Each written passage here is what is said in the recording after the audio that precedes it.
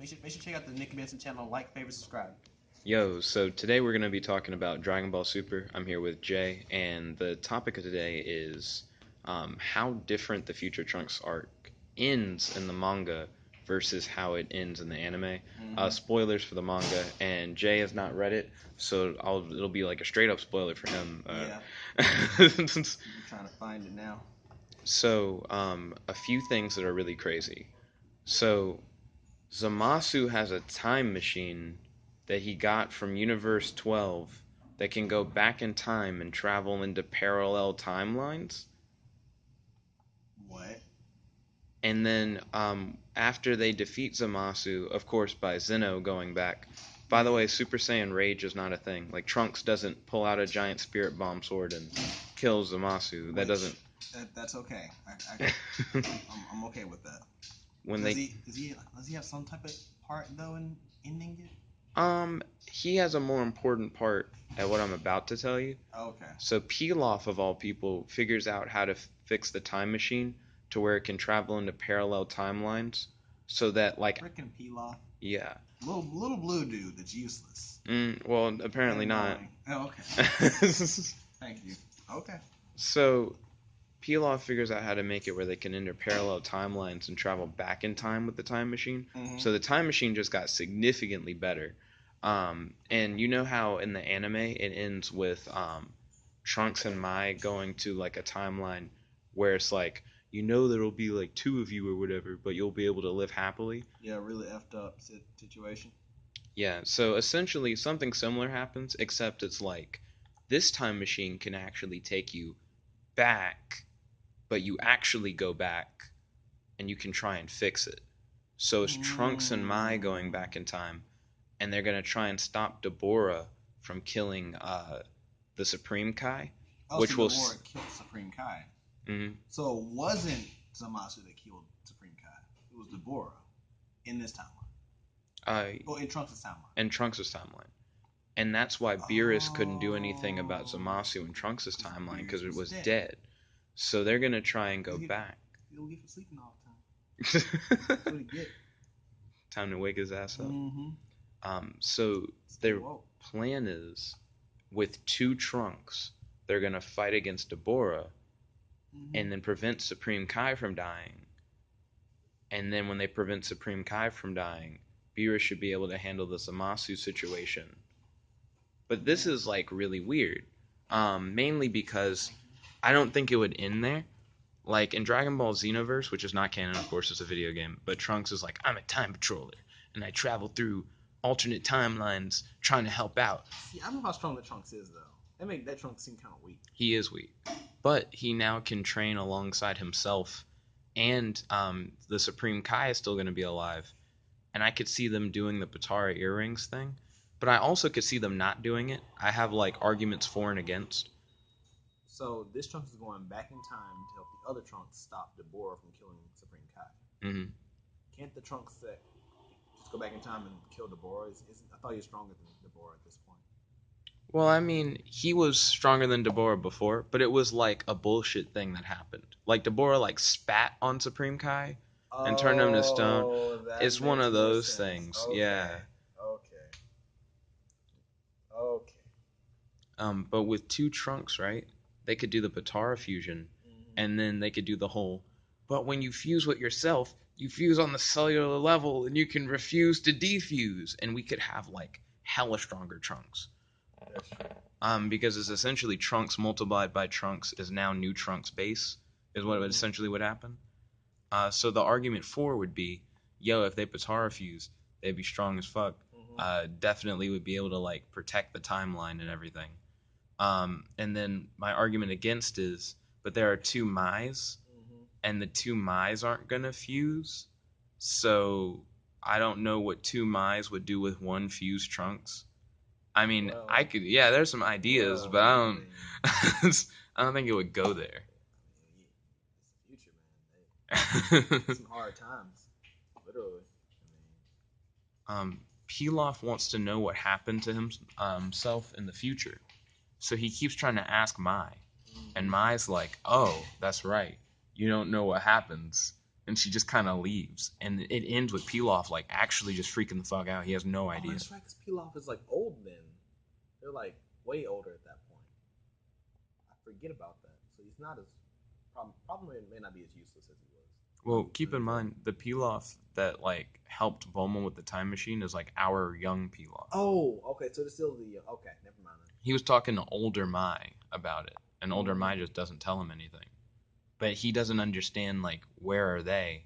Because if Mai's here, I thought we were the Pilaf gang. What is this bullshit? But that's kind of interesting. But I couldn't see Trunks like stopping Deborah and then like stopping permanently because of the fact that he's like, I have a time machine that can travel to all the other like parallel timelines, and I could try and fix all of them. Because literally every character arc I've had as an adult has been fixing timelines.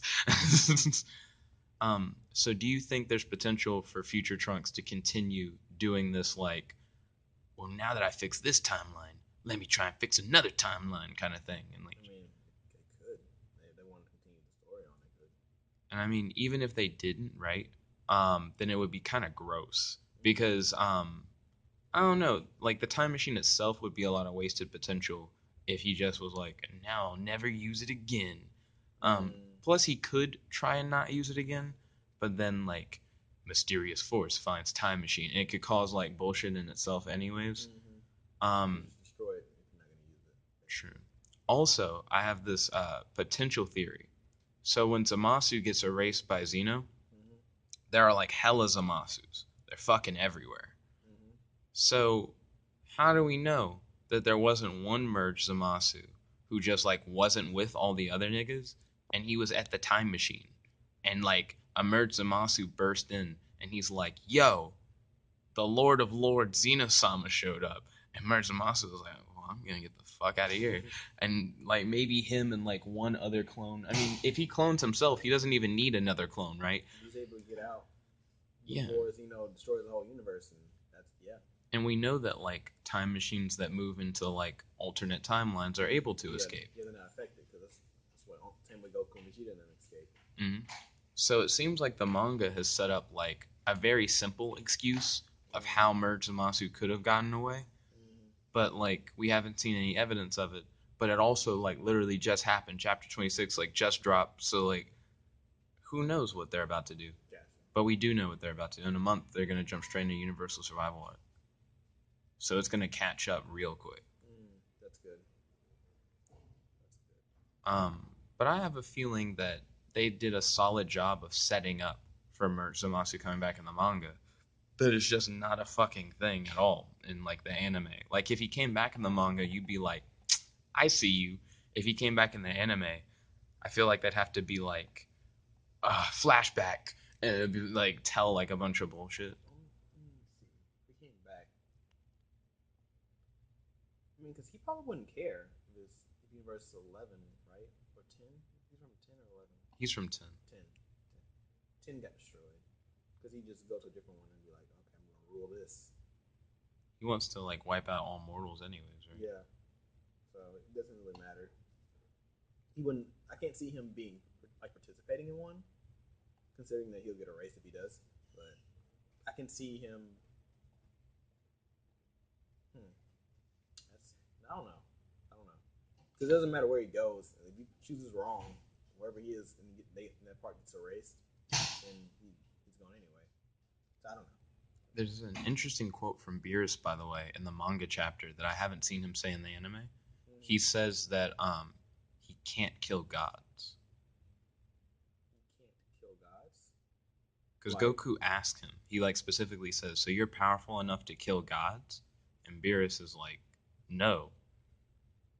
And Goku's like, then how can you help?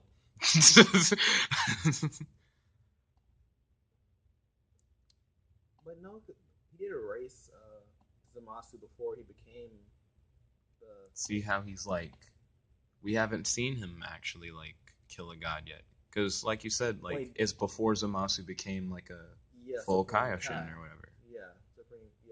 So like, is it he's actually incapable kind of thing? Like he can't do it? And if that's the case, then probably might be the earrings. Like maybe the one thing that could, like, I guess, repel his Sakai, maybe. I mean, I don't know. I'm not like in a scenario where because I don't see it like power wise. There's no like reason. why he can't. Yeah, why he can't. Because Supreme Kai is weak as fuck. Yeah. Like we get why he wouldn't kill his own because it would kill him. But like others. Yeah. Like unless like there's like maybe there's like a policy where like you try to kill another god, Kaioshin, and like Grand Priest, or come down there and freaking kill you. And I mean, they are stronger. Yeah, so that may be it. Or if he literally can't, the only reason I can think of that he might not be able to kill him is because of the taught earrings. All of the Supreme Kai have them, and that may be what repels the God of Destruction's like destruction or whatever he does. Well, I mean, what would keep you from just punching him really hard? Yeah, yeah, like. I mean, I don't see why he would be incapable of doing it. But it also, we have to take it with a grain of salt for the fact that it's like a line, like it's like something that he said, but like we haven't seen that demonstrated that he can't. I feel like the Universal Survival arc in the manga, because now we're essentially doing like the equivalent of like an episode discussion. And you get to that part where it's like the episode preview, but we don't have one. We just know like it's jumping into an arc, and the closest thing to a preview is the fact that we're already like watching the shit like on TV. So I think they're gonna skip a lot of the stuff that we saw, but I'm not sure like how much you can skip and we be okay with certain things. Yeah, because they're really. I mean, I can see them skipping. Actually, I changed my mind. You can skip a lot of shit and I'd be fine. We never saw Resurrection F in the manga. Like they skip over it because Toyotaru had already like fucked with it a little bit in another manga to like support the film. So we never saw Gohan like be a bitch. So we don't need to see Gohan get back to like where he was before anymore. Because as far as we know, he's always been Gucci. That's true. In the manga, the resurrection of F never happened, and it's basically like he's continuing on from Battle of Gods, but he wasn't. I mean, weak then. It was just Beerus, right? Yeah. I mean, Beerus bodies most people. So. And then everybody else, you can just say they train. That's more or less what everyone else had. I want to see the Android 17 fight. Throw that in there. I fuck with it. So that would be the other one. 32C. Yes. I've checked way too many people in this year. You're welcome. But I wonder how they're gonna deal with the Kale and Caulifla stuff. Like some of the side stuff that we've seen, that does seem important.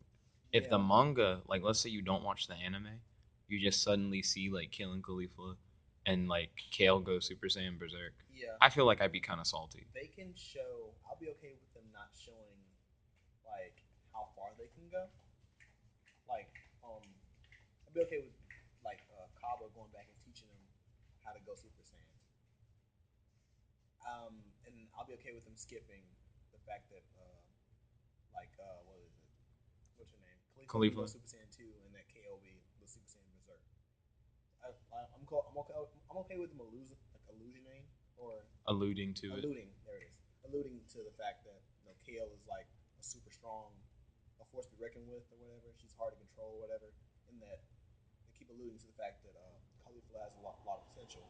Particularly, like it might be like the strongest Saiyan there, or something like that. Because we just really needed build up, and our problem was like we didn't get any. We just got like a bunch of cum shots. Yeah. So if the manga gives us like a solid padding of time, then that'd be cool. But then it's kind of shitty because if there was a solid padding of time, there are a lot of things that like wouldn't make sense, like Boo being asleep for a long period, or like everyone doing like rush training. Because if we had plenty of time to plan, and we have plenty of time to get strong, I could see no reason why we wouldn't just dominate.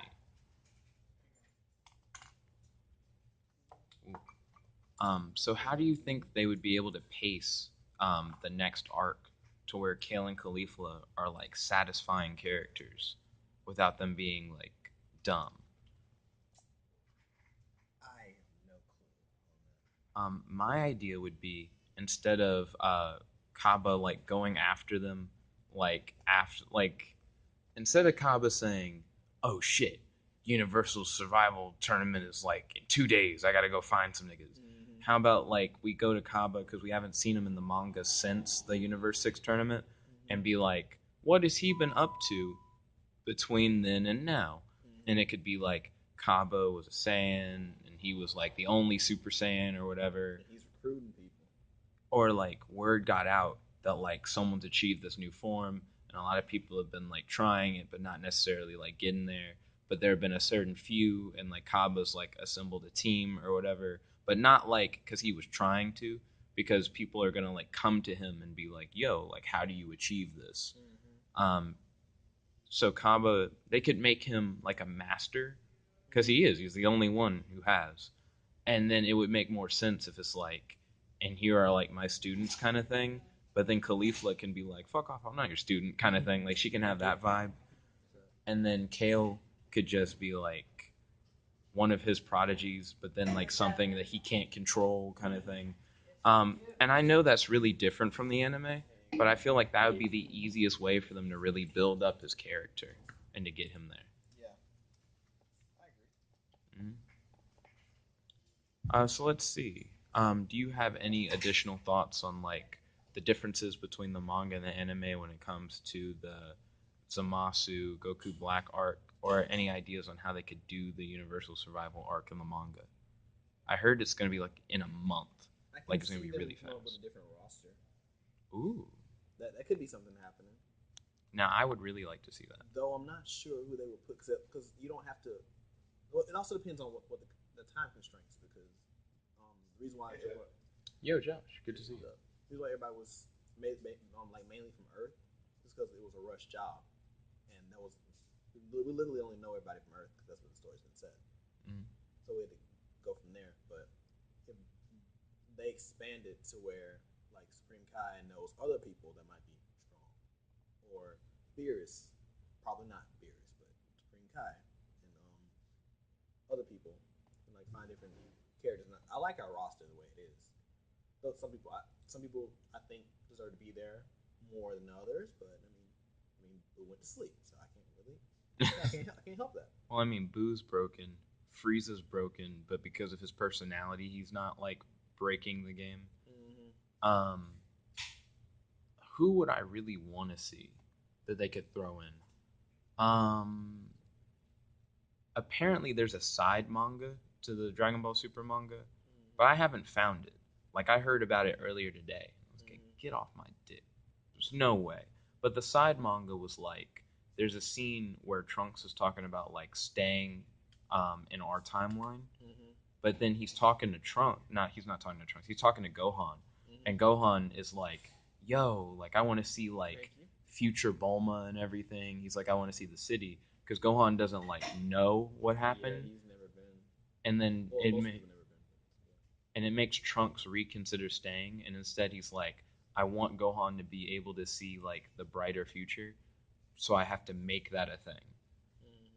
And that's why he decides to go, which makes a little more sense. In the manga itself, like the manga proper, it just seems like Trunks is pretty gun-ho about going back in time and like fixing things.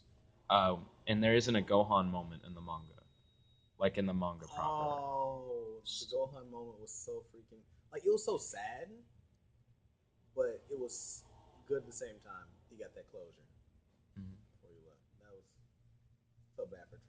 See, that's why I want to fuck with the side manga. I want to know like what other things I've missed. Because the side manga sounds like filler, not filler. So yeah. Also, what is that side manga gonna do for like the Universal Survival arc? You know what I mean? Because we have a good to see you, Rob. Yeah. We have that whole story arc that like the anime isn't touching, where it's like, what are Trunks and Goten doing on the wild preserve with Marin or whatever? You know, and like they set stuff up, but we haven't seen it, and I really don't want it to get late into the tournament, and then they be like, you know what should go here? Some scenes of Goten and Trunks on the island. Like if that was like a steady progression throughout the tournament, fine. But like if they do a full episode in the middle of this bitch, I'm gonna be so upset. We were like, how is all for time? Oh wait, Trunks and Goten. See what they doing. But yeah, that would suck. I was very pissed off. Yo, so we hit 20 minutes. Mm-hmm. Let's knock it up to 30. Talk about Dragon Ball Super episode 100 for a little bit. All right. Episode 100 spoilers. So I already kind of did a discussion. Spoilers? Well, we're talking about spoilers. Like, if we're going to discuss it, I'm saying, like, to the audience, there will be spoilers. Gotcha. So, yeah, I've already done a discussion video, so they've heard a lot of my thoughts. Mm-hmm. But hit me up with, like, what you think. And you've also heard a lot of my thoughts already. Mm-hmm. I mean, I thought it was a pretty good episode overall. I mean, I was not okay with Kale tanking freaking blue Kamehameha from Blue Goku, but it happened despite that. And that's really my only issue. I mean, she didn't really damage Goku at all, which, I mean, it's supposed to happen because even we don't know how strong it is as for the power up wise. Because I've been comparing it to Broly from the movie, and but we can't. Yeah, but we can't. That's the thing. Like, so I'm not sure how big a power up is. More than likely, I'm guessing it's on par with Super Saiyan 2. I would say, it's like maybe more. Whoa! I would say it's on par. It's definitely beyond Super Saiyan 2. I would argue it's beyond. Like I know it's. I'm not saying it's like below it. I'm saying it's like. So like Super Saiyan 2, I would say this is like Super Saiyan 2, Super Saiyan 3. I'm saying that Rage is more like, or Berserk is more like in between. Yeah, it's definitely in between. Yeah. I wouldn't say that like it's on par with 2. Goku, even though he's not taking damage, he sure wasn't like throwing hands either. Yeah. He really couldn't do a lot. He was getting manhandled in 2. Now, I'm not saying that 3 would like flick Kale like out of the arena or anything. But we don't really know how she would deal against 3. And his blue could be suppressed to where he's still between the 2. That's true, because it is perfect key control. You're welcome. So, and that's actually a good point. It was perfect key control, and he was keeping it, I guess, low enough to where he wouldn't exhaust a lot of energy before Jiren, because he already knows he has to fight Jiren at some point. Mm-hmm. And Jiren's super powerful. So that could be it. He wasn't sure how far to gauge his power past Super Saiyan 2. And she just managed to tank wherever he went to. Sorry about that. Seth, the programmer, he's a YouTuber who I can't like rep him too hard because I gotta admit sometimes I don't really agree with Seth. But whenever he like cites things, I fuck with it a little bit more. But he cited a Dragon Ball Super writer who wrote the episode where Goku fought 17, and everybody was like, yo, 17 must be like Goku Super Saiyan Blue level, especially because Goku says like he was kind of like forced into the form. But the writer essentially said that throughout this arc, at least for him personally, when he's writing, he can't speak for the others. Goku is like gauging their power, so it's not like he's like going all out kind of thing. And he likes to quote that a lot to show that like Goku can use blue and like gauge other people's abilities without using blue and like just fucking murdering everyone. Yeah. The problem with that though is it's causing a lot of confusion because blue is the strongest form, and usually the strongest form they get more power. But because it's like this transformation, he's able to range it a lot. Some people argue. Some people argue that blue isn't the strongest form; it just has the best control. And I'm like, no, yeah, like I mean, it has really good control, but it's also the strongest form. Yeah, thus far. Because there's this thing going around called the water tank formula, right? And it's got people like, like it's a really hard. I don't know what that is. So the water tank formula says like each Saiyan form, let's say like the tank is full of your ki or whatever, and your tank represents your body, and like you have the same amount of ki in your body for all the forms, but like larger forms have like bigger valves so that like more ki can come out of the tank. But then the thing about super, and some have more valves so that you can release more ki, And the idea for Super Saiyan Blue is that it's not just like a valve, but it's like you have like the spinny thing at the top. Like you have really good control for how much is coming out of each valve. And he's like, all the forms have like a turny thing, but Blue has the most precise turny thing. It's a dial. It's called a dial. Yeah. It is really gross, but that's like a lot of people power scale, and if you don't power scale, a lot of people are going for the water tank thing.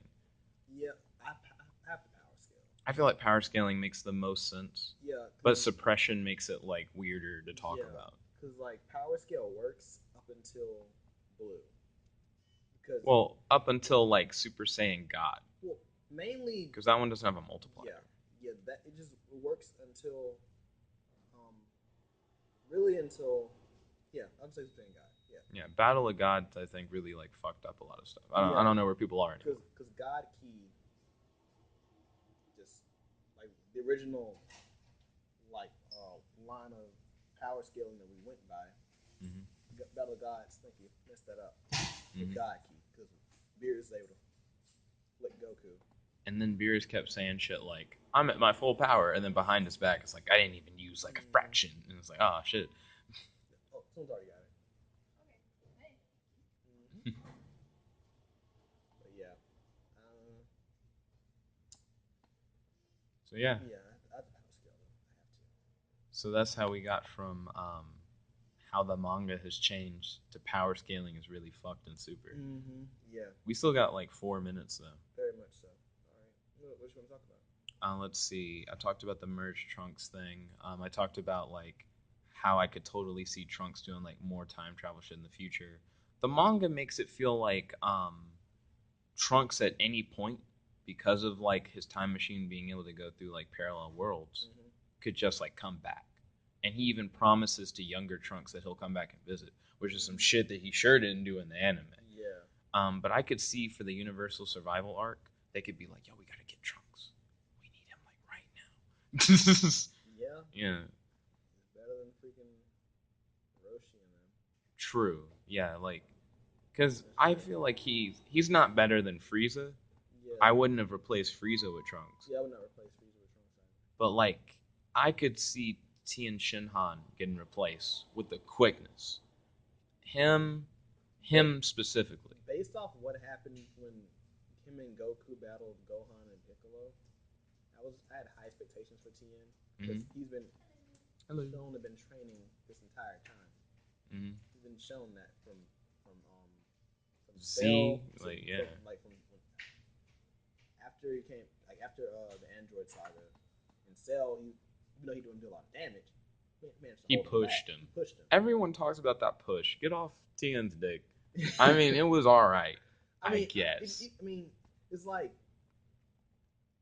you just put it like a wall, and Cell couldn't pass for like a few seconds, and then he just kept making the same wall at the same spot, and Cell couldn't go anywhere. And then in Boo did the same thing. Granted, it was just like deflecting a shot, but still, for a human with no power ups, that's incredible.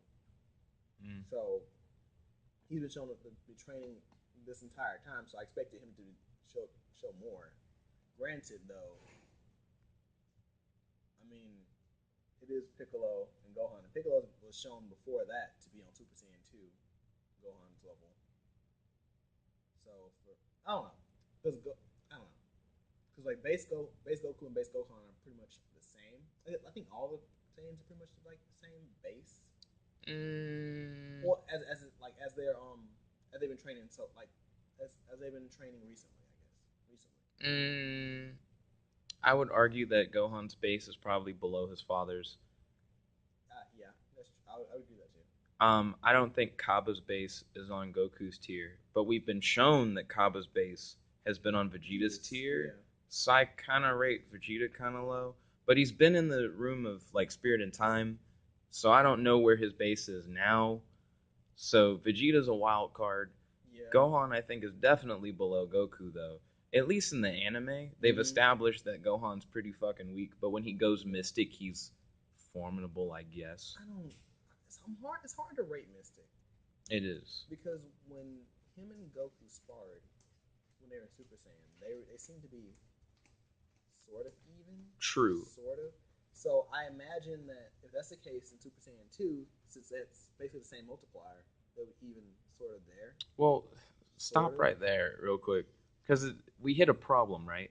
Because if we say that they're not even at base, but they're even at Saiyan, but Saiyan is just times 50 of base and they're both the same thing, then it doesn't make any sense. The power scaling is weird in Super. It's hard to power scale in Super. Yeah. It is really awkward.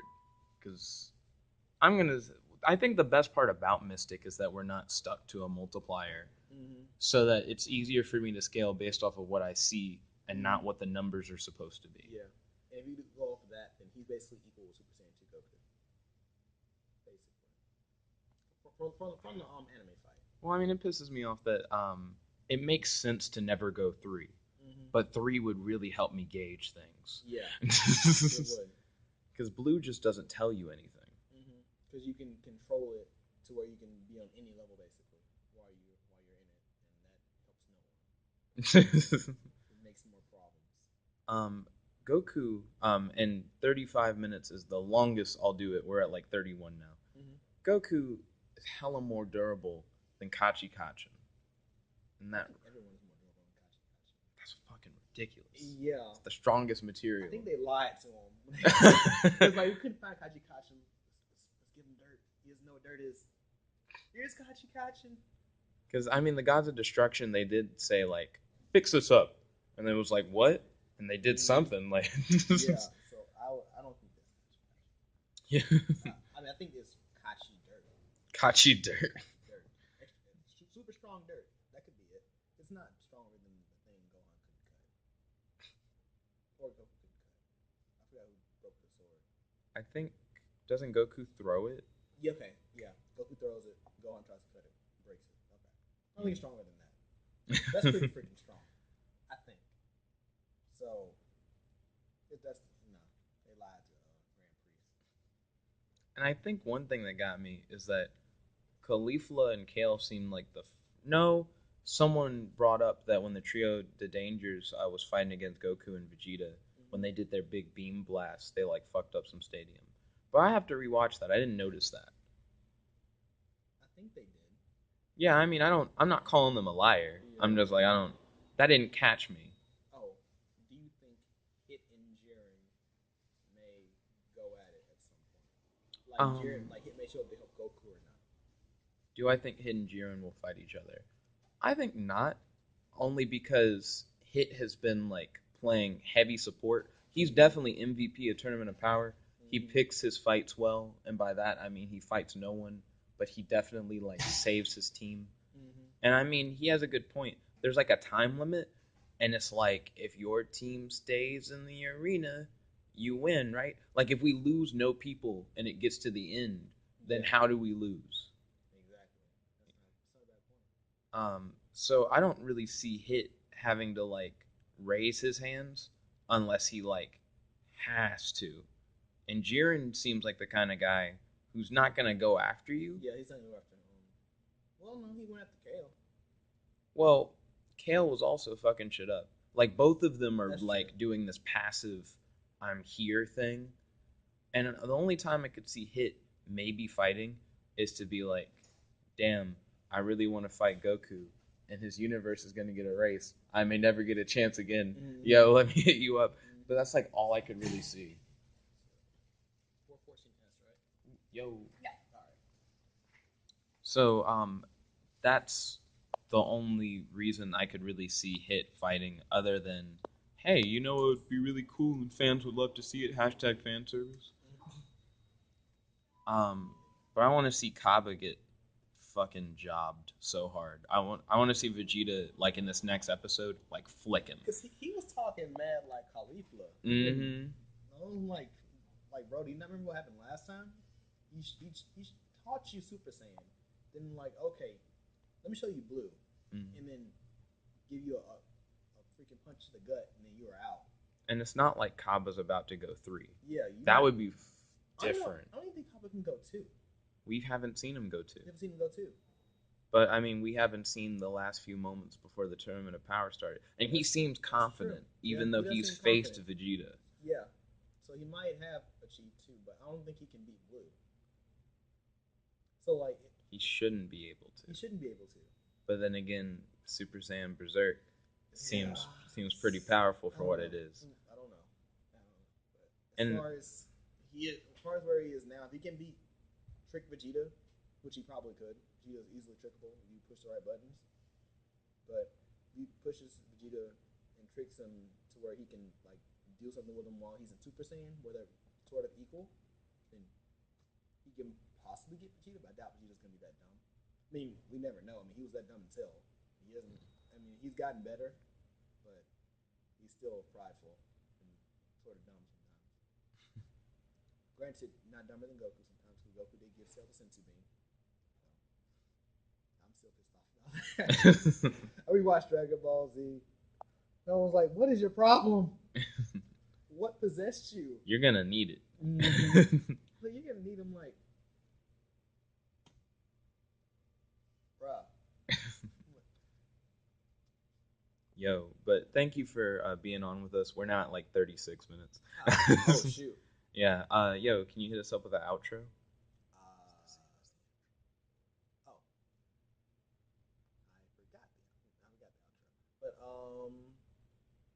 Hey, check out nickabenson. Like, favorite, subscribe. There we go. Yeah. That was it? Mm-hmm. Okay, cool. Yeah, and stay tuned for more content. Peace.